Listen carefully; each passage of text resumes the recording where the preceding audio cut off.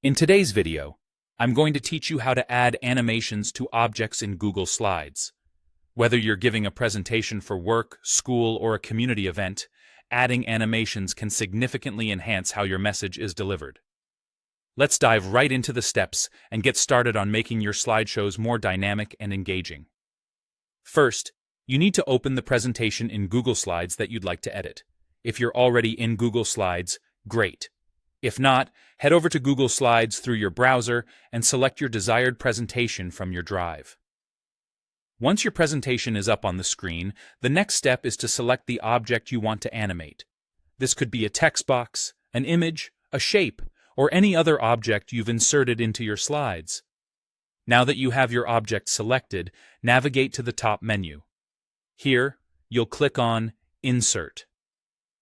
A drop-down menu will appear, and from this list, you'll select Animation.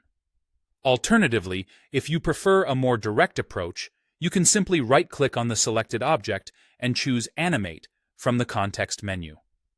Both methods will bring you to the same place. The motion sidebar, also known as the animation pane, which appears on the right side of your screen. The motion sidebar is your control center for all things related to animation. It is here that you will set up, preview, and perfect your animations. To add a new animation to your selected object, you'll click on the option labeled Add Animation.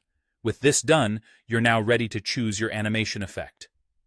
Google Slides offers a variety of options to choose from, including Fade In, Fly In, Zoom, and Spin. Select the one that best suits the style and mood of your presentation.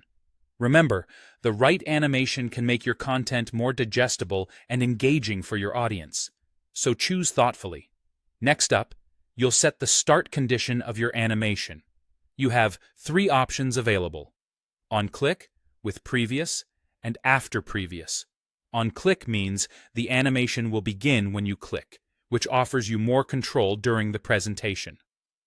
With previous starts the animation simultaneously with the previous one, while after previous means it will begin right after the last animation finishes.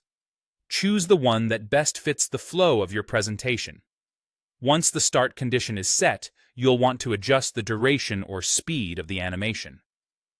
In the motion pane, there's a handy slider that allows you to speed it up or slow it down. If you're working with a text box that contains multiple lines or paragraphs, consider checking the option By Paragraph to animate each line individually, contributing a more gradual reveal of your information. Finally, before you wrap up, it's always a good idea to preview your animation to see how it looks. You can do this by clicking on the play button in the motion pane. This will show you exactly how the animation will work during your presentation, giving you the chance to refine it if needed. And there you have it. You've successfully added animations to your Google Slides presentation. I hope this tutorial was helpful, and your next presentation captivates your audience. Stay tuned for more helpful tips and tutorials.